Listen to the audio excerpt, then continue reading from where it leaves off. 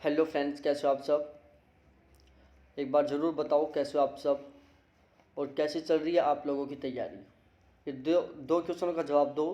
पहला, कैसे हो आप सब। दूसरा, कैसी चल रही है आप लोगों की तैयारी। ठीक है, इन दोनों क्वेश्चनों का आपको जवाब देना है। और जो कैंडिडेट ज्योग्राफी के हैं वो ज्योग्राफी में बहुत कुछ करके दिखाना चाहते हैं। वो चाहते हैं ज्योग्राफी में 80% प्लस मार्क्स आएँ। कितना? 80% प्लस। मैं 2-4% की बात नहीं कर रहा, मैं यहाँ पर बात कर रहा हूँ 80% प्लस का स्कोर करना चाहते हो तो प्लीज़ चैनल को ज़रूर सब्सक्राइब कर लो और हमारा पेड बैच ज्वाइन कर लो। पेड बैच ज्वाइन करने के लिए आपको कुछ नहीं करना पड़ेगा, एक सिंपल सा प्रोसेस है। ये है मेरे व्हाट्सअप नंबर 7891350470। इनके ऊपर आप चैट करो मेरे से, 7891350470। इनके ऊपर आप मेरे से चैट करें और हमारे पेड व्हाट्सएप ग्रुप को ज़रूर ज्वाइन करें। ठीक है, हमारा ये paid batch, paid WhatsApp group आपको बहुत बेस्ट कंटेंट प्रोवाइड करवाया जाएगा। ठीक है, तो आज हम पढ़ते हैं भूमिगत जल द्वारा।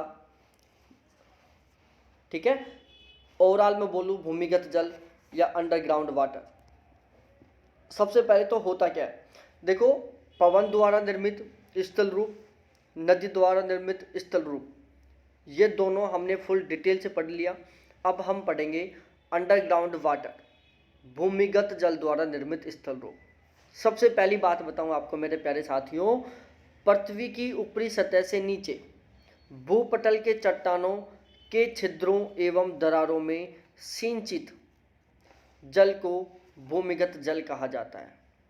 ठीक है, पृथ्वी की ऊपरी सतह के नीचे भूपटल के चट्टानों के छिद्रों में एवं दरारों में जो संचित जल है, संचित का मतलब होता है जो स्टोर जल है, जो स्टोर जल है, जो भंडारित जल है, उसको हम क्या कहते हैं? भूमिगत जल कहते हैं। क्या कहते हैं? भूमिगत जल। फिर थोड़ा आगे बढ़ो, देखो, भूमिगत जल ऊपरी सतह के नीचे मिलता है। भूमिगत जल कहाँ पर मिलता है? ऊपरी सतह के नीचे मिलता है। कहाँ मिलता है प्यारे साथियों? ऊपरी सतह के नीचे मिलता है, अतः इसे अधतल जल, सब सरफेस वाटर भी कहते हैं। ठीक है, जो भूमिगत जल होता है वो ऊपरी सतह के नीचे, जो पृथ्वी के धरातल की ऊपरी सतह है उसके नीचे भूमिगत जल मिलता है और इसलिए इसे क्या कहते हैं? अधतल जल कहते हैं या सब सरफेस वाटर कहते हैं।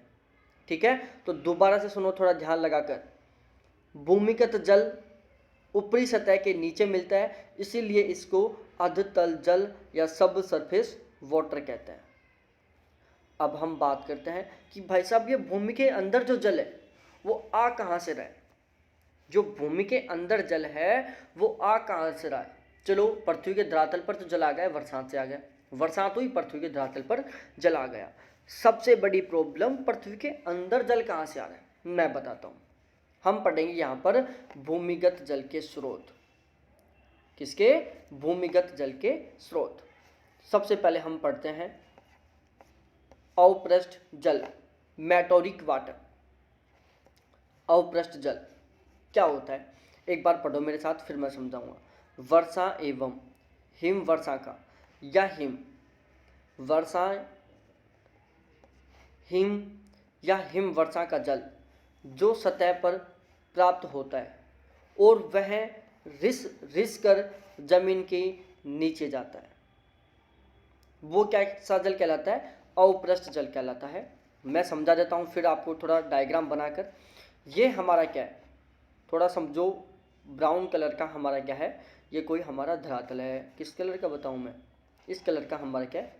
इस कलर का हमारा, एक मिनट, इस कलर का हमारा ये धरातल है। ठीक है, और इस धरातल के नीचे क्या है? ये पूरा पूरा हमारा धरातल है। ठीक है जी, और इस ये वाला भाग कौन सा है? जो आपको ये कलर से दिख रहा है वो तो है हमारा भू सतह। ठीक है, और इस भू सतह के नीचे क्या है? ये है जल। ठीक है, अब देखो डायग्राम को भाई लोगों, जो ऊपर वाला भाग है, कौन सा? जो ऊपर वाला ये वाला भाग है, ये तो क्या है? हमारी भू सतह। ये क्या है? हमारा जल है। ठीक है, अब ये जल यहाँ पर कैसे आ रहा है, यहाँ पर ये जल कैसे कहाँ से आया, मैं समझाता हूँ। हमारे क्या हुई, बरसात हुई। सपोज डैट ये बादल हैं और इनसे ये बरसात हो रही है, ठीक है। यहाँ पर कोई बर्फ़ की शिलाखंड, क्या बर्फ़ की कोई शिला, ये हमारी कोई बर्फ़ की शिला है, ठीक है, और ये धीरे धीरे पिघल रही है। अब जल क्या कर रहा है, यहाँ से रिश्ते हुए, सपोज डैट हमने जल को किस रंग से माने, जल को हमने मान लिया ये कलर, और जल हमारा रिश्ता रिश्ता इस तरीके से नीचे पहुँच रहा है, ठीक है। जल हमारा क्या हो रहा है, रिश्ते रिश्ते नीचे पहुँच रहा है, ये जल भी रिश्ते हुए नीचे पहुँच रहा है। वर्षा का जल है, वो भी रिश्ते रिश्ते नीचे पहुँच रहा है। अब क्या है भाई साहब, यहाँ पर मैं एक डायग्राम बता रहा हूँ, बाकी आगे सब कुछ पढ़ लेंगे। यहाँ पर क्या है, यहाँ पर क्या है, एक कठोर चट्टान है ये क्या है, एक कठोर चट्टान है, और इसमें बिल्कुल भी छिद्र नहीं है। मतलब ये एक ऐसी चट्टान है जिससे रिसकर पानी नीचे नहीं जा सकता। मतलब ये एक ऐसी चट्टान है जिससे रिसकर जल किसी भी हाल में नीचे नहीं जा सकता। तो क्या होगा भाई लोगों, जल यहाँ इस तरीके से ऊपर से नीचे आ रहा है, ये जल नीचे की ओर आ रहा है, ठीक है, और ये आके यहाँ पर पहुँच गया। अब भाई साहब इसके नीचे नीचे जल जा नहीं सकता, जब इससे नीचे जल नहीं जाएगा तो क्या करेगा, जल यहाँ पर भरना स्टार्ट हो जाएगा, मतलब जल यहाँ पर एकत्रित होना स्टार्ट हो जाएगा, क्योंकि इस परत के नीचे जल नहीं जा सकता। क्योंकि ये वाली परत कैसी है हमारी, ये वाली परत कैसी है हमारी, ये वाली परत है हमारी कैसी, एक ऐसी चट्टान है जिसमें कोई छिद्र नहीं है, कोई रवा नहीं है, इससे पानी रिसकर नीचे किसी भी हाल में नहीं जा सकता। तो इस तरीके से इस परत के नीचे पानी जाएगा नहीं, ऊपर से पानी रिसकर आ रहा है, तो वो बीच में कहाँ भरेगा, इस वाली सतह में। कौन सी वाली में, इस वाली में। तो इस तरीके से इस वाली सतह में क्या भर जाता है, पानी भर जाता है। क्या भर जाता है, पानी भर जाता है, और इसे हम क्या कहते हैं, भूमिगत जल कहते हैं।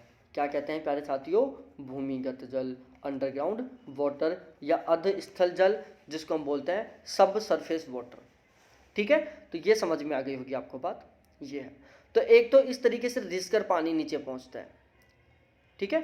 तो जो जल पृथ्वी के धरातल से रिसकर नीचे पहुंचता है, कैसे, रिसते हुए नीचे पहुंचता है, तो उसको क्या कहते हैं हम, अवपृष्ठ जल कहते हैं। क्या कहते हैं, अवपृष्ठ जल, कि जो जल पृथ्वी के धरातल से रिसकर नीचे पहुंचता है उसको हम अवपृष्ठ जल कहते हैं, ठीक है। एक शब्द और ध्यान से सुनना, आकाशीय जल। जल वर्षा तथा हिम के पिघलने से प्राप्त जल को आकाशीय जल कहते हैं, ठीक है।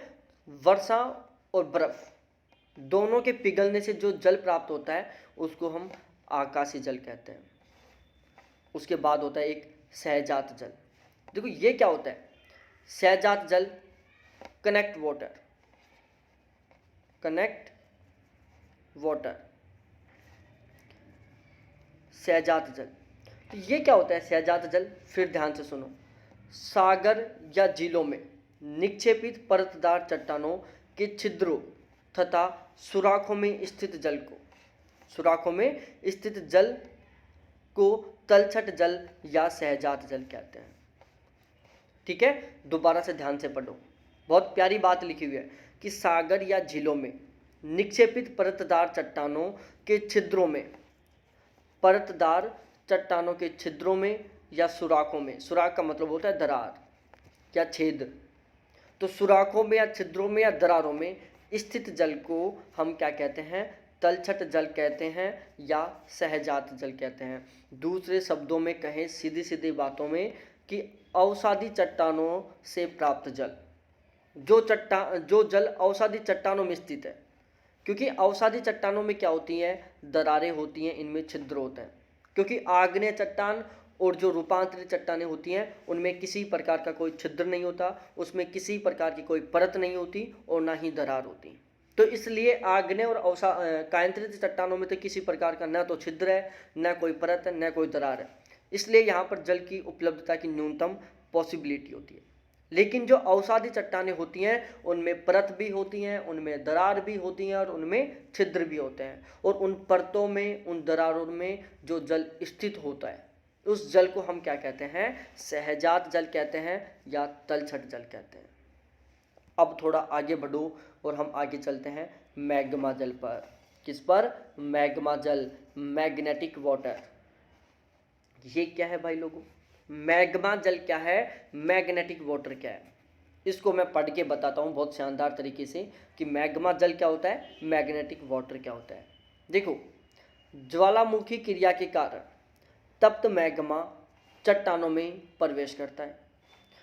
इसके वाष्पीय पदार्थ घनीभूत होकर जल में बदलकर भूमिगत जल से मिल जाते हैं, जिसे हम लावा जल या मैग्नेटिक वाटर कहते हैं।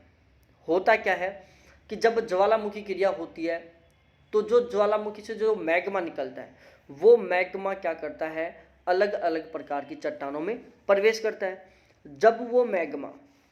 जब ये मैग्मा अलग अलग चट्टानों में प्रवेश करेगा, सपोज डैट यहाँ पर ये कुछ चट्टानें हैं इस तरीके से, ये कोई चट्टान है, ठीक है, ये कोई चट्टान है। इसके अलावा यहाँ पर फिर ये कोई अलग दूसरी चट्टान है, फिर यहाँ पर ये कोई तीसरी चट्टान है, ठीक है। अब क्या करेगा, ये मैग्मा इस तरीके से इन चट्टानों में प्रवेश कर रहा है, ठीक है। तो मैग्मा क्या होता है, बहुत गर्म होता है, बहुत गर्म होता है, और ये चट्टानें क्या है, थोड़ी ठंडी हैं। तो जब बहुत गर्म मैग्मा इन ठंडी चट्टानों में प्रवेश करता है तो जो ये चट्टानी भाग है वो क्या होगा, अधिक टेम्परेचर वाली लावा की वजह से तुरंत पिघल जाएगा। और जब आपने देखा होगा बहुत सारी बार, जब आप सपोज डेट जब हम पानी को बहुत ज़्यादा गर्म करते हैं तो वो क्या निकलने लग जाती है, उससे वाष्प निकलने लग जाती है। ये प्रोसेस यहाँ पर होता है। ये चट्टानें होती हैं जो बिल्कुल पिघल जाती हैं और इनसे वाष्प निकलती है, ठीक है। और उस वाष्प से क्या बनता है, जल बनता है। और वो जल जब भूमिगत जल में मिल जाता है तो उसे हम क्या कहते हैं, मैग्नेटिक वाटर कहते हैं, उसको हम लावा जल कहते हैं, ठीक है। तो आपको ध्यान में रखना, लावा जल क्या होता है कि जब ज्वालामुखी क्रिया के दौरान निकला हुआ लावा जब चट्टानों में प्रवेश करता है तो वो चट्टानें क्या होती हैं, लिक्विड अवस्था में कन्वर्ट हो जाती हैं और उससे वाष्प निकलती है और वो वाष्प जल में बदलती है। और वो जल जब भूमिगत जल में मिलता है तो उसको हम मैग्नेटिक वाटर कहते हैं, या फिर उस जल को हम भूमिगत जल लावा जल कहते हैं, ठीक है। ये बात आपको सही ढंग से समझ में आ गई होगी। अब देखो भाई साहब, ये है हमारे पृथ्वी का सिस्टम। यहाँ पर मैं ये कुछ मंडलों की बात कर रहा हूँ, इनको मैं समझाऊंगा कुछ ही टाइम में आपको। जब हम थोड़ा आगे बढ़ेंगे तब मैं इन मंडलों के बारे में समझाऊंगा आपको। एक बार यहाँ से समझ लो आप, ये क्या है, ये हमारी पृथ्वी का ऊपरी धरातल है, ठीक है। ये क्या है, हमारी पृथ्वी का ऊपरी धरातल है। यहाँ पर आप और मैं इस तरीके से अपनी मुंडी या अपनी खोपड़ी लेके हुए बैठे हुए हैं, ठीक है। ये हम बैठे हुए यहाँ पर, ये हमारे बादल मामा हैं जो ये क्या कर रहे हैं, बरसात कर रहे हैं। तालाब है, ये बादल मामा नहीं, तालाब है ये। और इस तालाब में क्या भरा हुआ है, ये कोई जल भरा हुआ है, ठीक है। इस तालाब में ये क्या भरा हुआ है, जल भरा हुआ है। और इस साइड से क्या है, ये इस साइड बिल्कुल ब्लैक कलर के क्या है, बादल हैं। क्या है ये बादल हैं। और इन बादलों से क्या हो रही है, ये तालाब है, इन बादलों से क्या हो रही है, बरसात हो रही है। ये इस तरीके से इन बादलों से बरसात हो रही है, ठीक है भाई साहब। और यहाँ पर क्या हो रहा है, जल इकट्ठा हो रहा है। क्या हो रहा है भाई साहब, यहाँ पर जल इकट्ठा हो रहा है, ये वाला, ठीक है। इसके अलावा मैंने अभी गोल रंध्र पढ़ाया था, बहुत सारे छिद्र होते हैं पृथ्वी की धरातल पर। तो उसी तरीके से यहाँ पर एक रंध्र है, ये गोल रंध्र है, ये विलियम रंध्र है। इस तरीके से यहाँ पर कोई डोलाइन या युवाल या पोल्जे होगी। तो इस तरीके से बहुत सारे छिद्र हैं, ठीक है। और ये क्या है हमारी, मैं समझा देता हूँ, ये हमारे क्या है, धरातल है, भूपर्पट्टी है। ये थोड़ा मोटा होगा, ये इसको थोड़ा पतला करना होगा हमें, ठीक है। ये क्या है, हमारी भूपर्पट्टी है, ठीक है। क्या है, भूपर्पट्टी है ये हमारी, ठीक है जी। अब इसके जस्ट नीचे क्या है, असंपृक्त मंडल है। कौन सा मंडल है, असंपृक्त मंडल। केवल इनका नाम याद रखो, थोड़ी देर में मैं डिटेल से पढ़ा दूंगा कि ये क्या होता है। ये क्या है, हमारा असंपृक्त मंडल है। कौन सा मंडल है प्यारे साथियों, असंपृक्त मंडल, ठीक है। इस असंपृक्त मंडल कौन सा मंडल है? असंपृक्त मंडल है।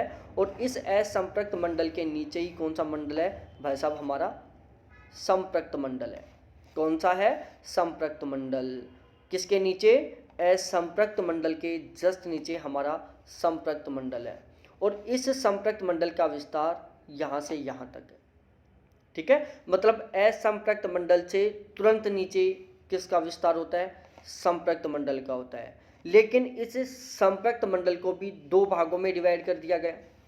एक भाग तो बन गया भाई कौन सा? ये जो संपृक्त मंडल था इसको हमने दो भागों में डिवाइड कर दिया। इसका जो ऊपरी भाग था, इस ऊपरी भाग को हमने क्या कह दिया भाई लोगों? इसको कह दिया हमने आंतरायिक संतृप्त मंडल। इस ऊपरी भाग को क्या कह दिया हमने? आंतरायिक संतृप्त मंडल। और इसके नीचे के भाग को क्या कह दिया हमने? स्थायी संतृप्त मंडल। ठीक है, तो सबसे ऊपर क्या है प्यारे साथियों? ये क्या है? असंपृक्त मंडल है। उसके नीचे क्या है? आंतरायिक संपृक्त मंडल। उससे नीचे स्थायी संपृक्त मंडल। और जैसे ही संपृक्त मंडल खत्म होता है उसके जस्ट नीचे क्या है? चट्टान प्रवाह मंडल है। कौन सा है? चट्टान प्रवाह मंडल। तो ये कौन सा है? हमारा चट्टान प्रवाह मंडल है। ठीक है, तो ये था हमारा इसके बारे में। तो एक बार इनको ध्यान से पढ़ लो। इन मंडलों का सही क्रम पूछता है पेपर में। नेट जेआरएफ के पेपर में तो नहीं पूछता क्योंकि वहाँ पर इतना डीपली नहीं आते क्वेश्चन, लेकिन कॉलेज लेक्चर में पूछ सकते हैं। धरातल के जस्ट नीचे होता है असंपृक्त मंडल। असंपृक्त मंडल के जस्ट नीचे होता है आंतरायिक संतृप्त मंडल। आंतरायिक संतृप्त मंडल के जस्ट नीचे होता है स्थायी संतृप्त मंडल। और स्थायी संतृप्त मंडल के जस्ट नीचे होता है चट्टान प्रवाह मंडल। कौन सा? चट्टान प्रवाह मंडल। एक तो ये हो गया इन चारों का क्रम। यदि इस बेस पर देखा जाए तो सबसे ऊपर होता है असंपृक्त मंडल। असंपृक्त मंडल के नीचे होता है संपृक्त मंडल। और संपृक्त मंडल के नीचे होता है चट्टान प्रवाह मंडल। ठीक है, तो ये क्रम, ये सीरियल आपको अच्छे से ध्यान में रखना है। अब मैं बता देता हूँ सभी मंडलों के बारे में कि भाई साहब इनका मतलब क्या होता है और ये कैसे क्या होते हैं। बिल्कुल ध्यान से, बिल्कुल गजब तरीके से पढ़ेंगे। चट्टान का सबसे पहले तो ये पढ़ो कि चट्टान का संपृक्त होना क्या कहलाता है। चट्टान का संपृक्त होना क्या होता है? चट्टान का संपृक्त होना क्या होता है? तो चट्टान का धीरे धीरे जलयुक्त होना। चट्टानों के धीरे धीरे जलयुक्त होने की जो क्रिया है उसको क्या कहते हैं? चट्टानों का संपृक्त होना कहते हैं। दोबारा से ध्यान लगा के सुन लो। चट्टानों का धीरे धीरे, चट्टानों का धीरे धीरे जलयुक्त होना क्या कहलाता है? चट्टानों का संपृक्त होना कहलाता है। क्या कहलाता है? चट्टानों का संपृक्त होना कहलाता है। इसके अलावा अब हम पढ़ते हैं संपृक्त चट्टान के बारे में। तो चट्टान का पूर्णतः जलयुक्त होना। चट्टान का पूर्ण रूप से जलयुक्त होना क्या कहलाता है? संपृक्त चट्टान कहलाती है। देखो, चट्टान का धीरे धीरे जलयुक्त होना यह क्या कहलाता है? चट्टान का संपृक्त होना कहलाता है। और जब चट्टान पूर्ण रूप से जलयुक्त हो जाती है तो उसे हम क्या कहते हैं? संपृक्त चट्टान कहते हैं। ठीक है, तो ये ध्यान में रखना, जो चट्टान पूर्ण रूप से जलयुक्त है उसको हम संपृक्त चट्टान कहेंगे। समझ में आ गई बात? इसके अलावा असंपृक्त मंडल। अब भाई साहब ये असंपृक्त मंडल क्या है? इसको ध्यान से सुनो।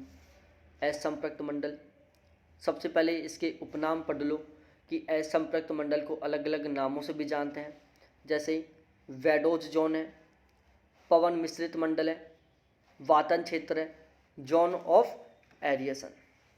ठीक है, तो असंपृक्त मंडल इसके उपनाम क्या क्या है? वैडोज जोन है, पवन मिश्रित मंडल है या वातन क्षेत्र है। ठीक है,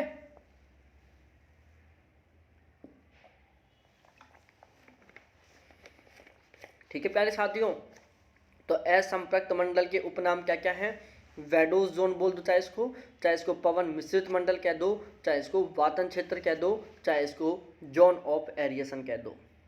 ठीक है, अब देखो मैं थोड़ा ध्यान से पढ़ा रहा हूँ आपको, थोड़ा सा ध्यान से समझना, यहाँ पर डायग्राम से भी समझाऊंगा। भौम जल स्तर के ऊपरी भाग को संपृक्त मंडल कहते हैं। ठीक है, अभी मैंने क्या बताया था कि जल युक्त चट्टान को हम क्या कहते हैं, संपृक्त मंडल कहते हैं। ये कोई चट्टान है, ये पूर्ण रूप से जल युक्त है, मतलब इसको हम क्या कहेंगे, संपृक्त मंडल कहेंगे। क्या है, जल युक्त चट्टान है बिल्कुल, इसमें पूर्ण रूप से जल भरा हुआ है। ये इस तरीके से इस चट्टान में क्या है, पूर्ण रूप से जल भरा हुआ है, इसको हम क्या कहेंगे, संपृक्त चट्टान कहेंगे। अब ये क्या है, हमारा भौम जल है, क्या है, भूमिगत जल है ये हमारा। ये क्या है, हमारा भूमिगत जल है, यहाँ से लेकर यहाँ तक का हमारा क्या है, भूमिगत जल है। ये पूरा पूरा क्या है प्यारे साथियों, भूमिगत जल। और इस भूमिगत जल का जो ऊपरी भाग है, कौन सा भाग, इस भूमिगत जल का जो ऊपरी भाग है, ये वाला भाग, ये वाला भाग, इसको हम क्या कहते हैं प्यारे साथियों, इसको कहते हैं हम, सॉरी, इसको क्या कहते हैं हम प्यारे साथियों, इसको हम कहते हैं असंपृक्त मंडल। ठीक है, तो भौम जल स्तर के ऊपरी भाग को या संपृक्त मंडल के ऊपरी भाग को हम क्या कहते हैं, असंपृक्त मंडल कहते हैं। क्या कहते हैं, असंपृक्त मंडल। तो यहाँ पर ये तो है सारा का सारा असंपृक्त मंडल, ये है संपृक्त मंडल। ठीक है, अब थोड़ा नीचे पढ़ते हैं। इस मंडल से जल रिसकर नीचे पहुँचता है। भूमिगत जल का यह सबसे ऊपर का भाग होता है। इस मंडल में चट्टानों के छिद्र जल एवं वायु से भरे होते हैं। इस मंडल का जल वाष्पीकरण तथा वाष्पोत्सर्जन द्वारा वायुमंडल में वापस उड़ जाता है। ठीक है, या वापस चला जाता है। अब मैं समझा देता हूँ, एक बार दोबारा से डायग्राम को देखो। ये हमारा क्या है, क्या है हमारा, एक मिनट, ये क्या है, हमारा भूमिगत जल है। ठीक है, ये हमारा भूमिगत जल है। अब इसके ऊपर क्या है, ये हमारा क्या है, असंपृक्त मंडल है। ठीक है, ये हमारा क्या है, असंपृक्त मंडल है। ये क्या है, हमारा है असंपृक्त मंडल है। और इसके ऊपर ये क्या है, हमारा धरातल है। क्या है, ये हमारा धरातल है। और इस धरातल के ऊपर ये क्या है, पानी भरा हुआ है। क्या भरा हुआ है, ये पानी भरा हुआ है इस धरातल के ऊपर। ठीक है, इस तरीके से ये धरातल पर सपोज दैट पानी भरा हुआ है। अब ये पानी क्या करेगा, रिसते हुए नीचे जाएगा। ठीक है, इस तरीके से ये जल रिसते हुए नीचे जाएगा। ठीक है, रिसते हुए नीचे जाता जाएगा, नीचे जाता जाएगा, नीचे जाता जाएगा। ठीक है, हम कलर का जो पानी है उसका कलर बदल देते हैं, क्योंकि वरना दिखेगा नहीं। इस तरीके से जल रिसता हुआ नीचे जाएगा। ठीक है, जल रिसता हुआ नीचे जाता जाएगा, जाता जाएगा, जाता जाएगा। और लास्ट में आकर, मैंने पहले भी बता दिया था, लास्ट में आकर यहाँ पर, कहाँ पर, लास्ट में आकर यहाँ पर एक ऐसी चट्टान है जहाँ से पानी रिसकर नीचे नहीं जा रहा।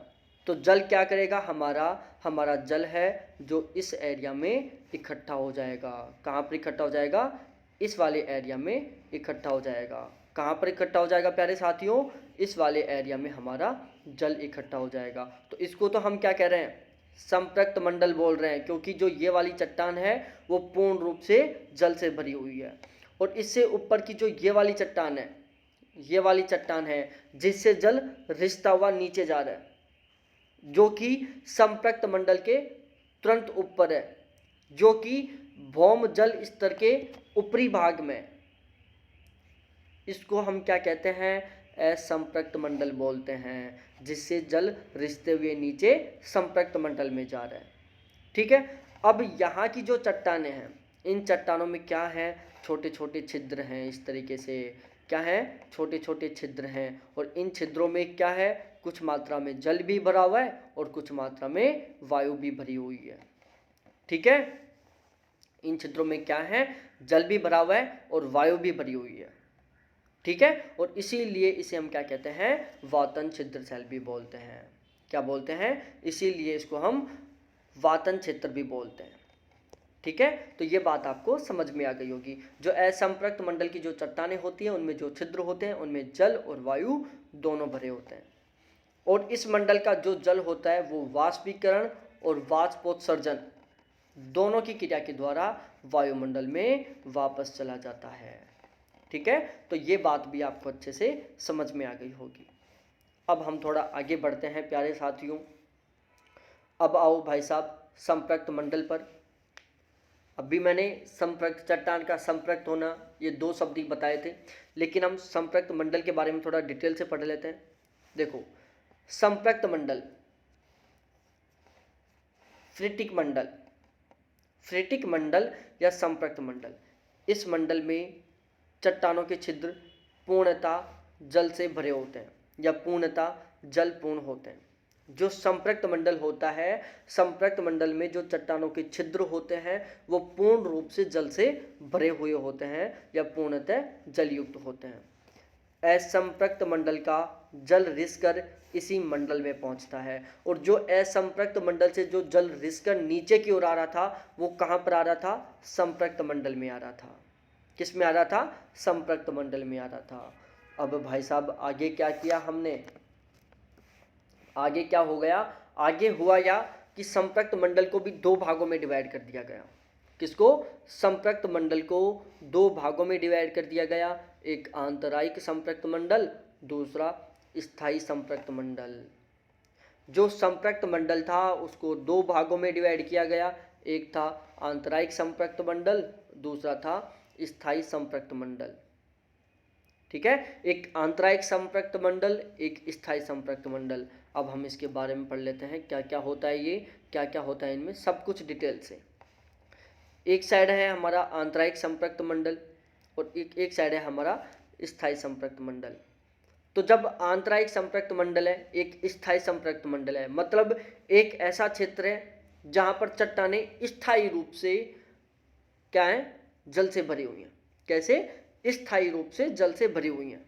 और एक क्षेत्र ऐसा है जहां पर चट्टानें स्थायी रूप से जल से भरी हुई नहीं है। जिस क्षेत्र की चट्टानें स्थायी रूप से जल से भरी हुई होती हैं उसको हम क्या कह रहे हैं? स्थायी संतृप्त क्षेत्र कहते हैं, स्थायी संपृक्त क्षेत्र कहते हैं। और जिस क्षेत्र की चट्टानें स्थायी रूप से जल से भरी हुई नहीं है, स्थायी रूप से जल से भरी हुई नहीं है, उन चट्टानों को या उस क्षेत्र को हम क्या कहेंगे? आंतरायिक संपृक्त मंडल कहेंगे। ठीक है, तो अब दोनों को डिटेल से पढ़ लो। मैंने जस्ट ऊपर डायग्राम बनवाया था, उस डायग्राम के ऊपर जाओ और उस डायग्राम को देखो। ऊपर था असंपृक्त मंडल, उसके जस्ट नीचे था आंतरायिक संपृक्त मंडल, उसके जस्ट नीचे था स्थायी संपृक्त मंडल।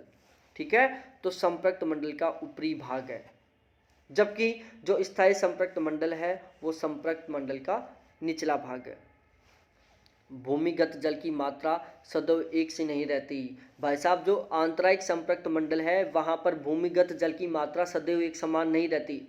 जब बरसात की मात्रा बढ़ती है तो इसमें जल का स्तर बढ़ जाता है, जब बरसात की मात्रा घटती है तो इसमें जल का स्तर घट जाता है।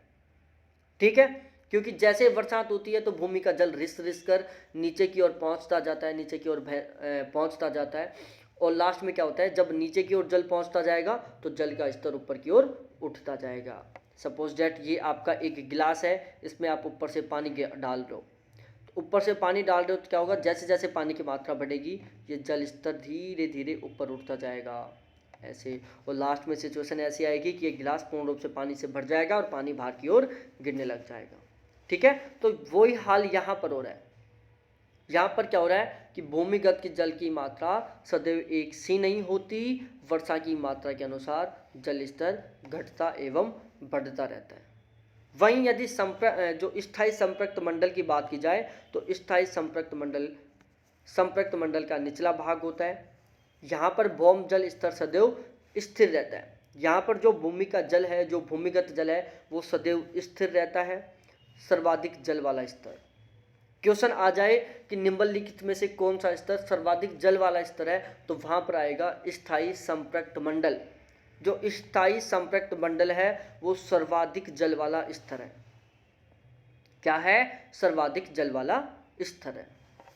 अब थोड़ा आगे चलो मेरे प्यारे साथियों, अब हम पढ़ते हैं भौम जल स्तर, वाटर टेबल। क्या? भौम जल स्तर। संपृक्त मंडल के ऊपरी तल को जल तल या भौम जल स्तर कहते हैं। भौम जल स्तर क्या कहते हैं? उसके लेवल को कहते हैं।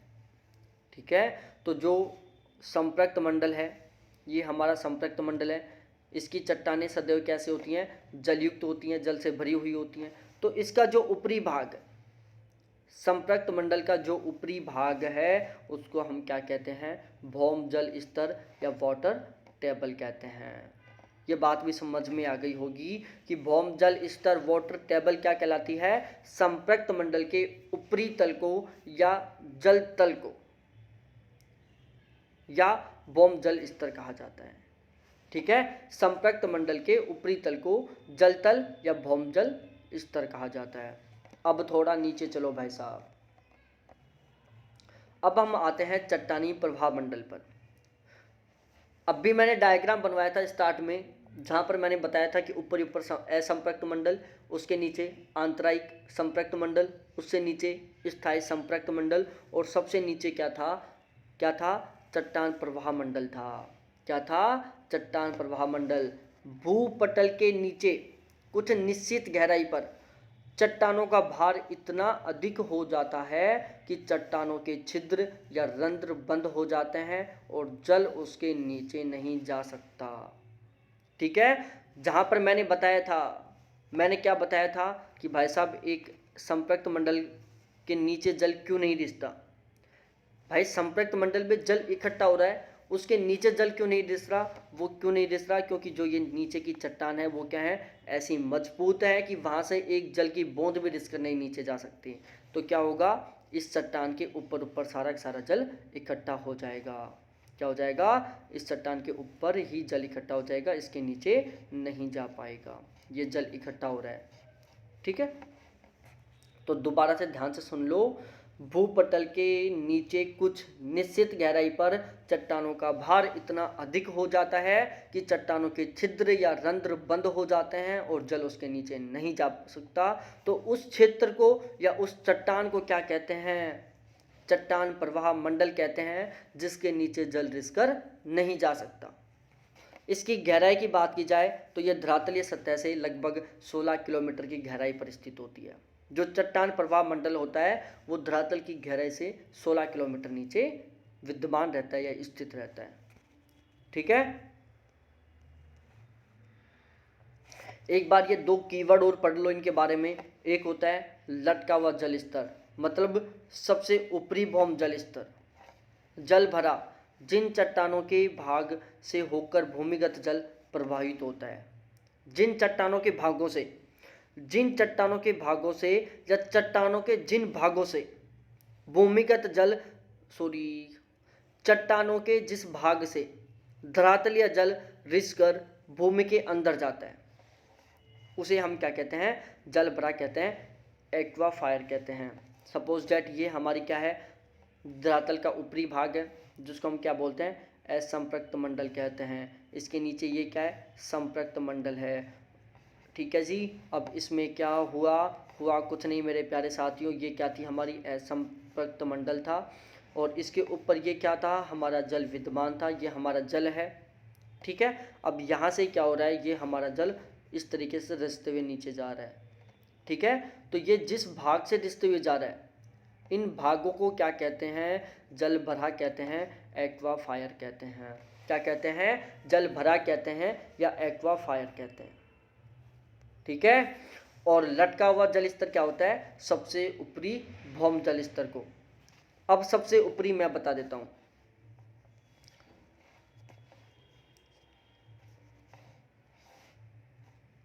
ये क्या है हमारा, सपोजट असंपृक्त मंडल है ये। ठीक है, उसके जस्ट नीचे ये क्या है, हमारा जल भरा क्षेत्र जिसको हम संपृक्त मंडल कहते हैं। ठीक है, अब मैंने बताया था संपृक्त मंडल दो भागों में होता है, दो प्रकार का होता है, एक आंतरायिक संपृक्त मंडल, एक स्थायी संपृक्त मंडल। स्थायी संपृक्त मंडल में जल की मात्रा सदैव निश्चित रहती है, लेकिन जो आंतरायिक संपृक्त मंडल होता है उसमें जल सदैव स्थिर नहीं रहता, क्योंकि उसमें जल का स्तर ऊपर बढ़ता रहता है, नीचे की ओर घटता रहता है, और वो डिपेंड करता है बरसात की मात्रा पर। जब अधिक बरसात होती है तो पानी रिसकर नीचे आता है और इस संपृक्त मंडल का स्तर ऊपर उठ जाता है, और जब जैसे ही बरसात कम होती है तो इस संपृक्त मंडल का स्तर नीचे चला जाता है। ठीक है, तो ये दोनों ध्यान में रखना।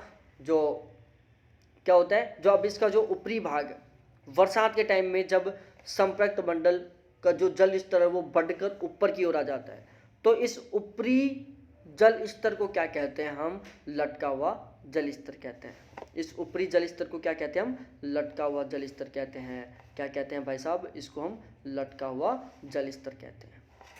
ठीक है, ये बात समझ में आ गई होगी। उसके बाद एक शब्द और है जिसके बारे में भी पढ़ना हमें जरूरी है, एक्वेलिक्यूड। एक्विक्यूड। अब एक्विक्यूड के बारे में पढ़ लेते हैं, फिर उसके बाद हम आगे पढ़ेंगे। बाद की रात को जो 10 बजे क्लास होगी उसमें एक्विक्यूड क्या होता है? दो जल भरों के मध्य एक पारगम्य स्तर को एक्विक्यूड कहलाता है। सपोज डैट ये दो जल भरा क्षेत्र है। क्या है? एक जल भरा क्षेत्र ये है, यहाँ से जल रिसकर नीचे की ओर जा रहा है, थोड़ा मोटा कर देता हूँ। एक जल भरा क्षेत्र ये है, एक जल भरा क्षेत्र ये है, और इन दोनों के बीच का जो अपारगम्य क्षेत्र है, इन दोनों के बीच का जो ये अपारगम्य क्षेत्र है जहाँ से जल रिसकर नीचे नहीं जा रहा, इन दोनों के बीच का जो जल भरा क्षेत्र है, इन दोनों के बीच का जो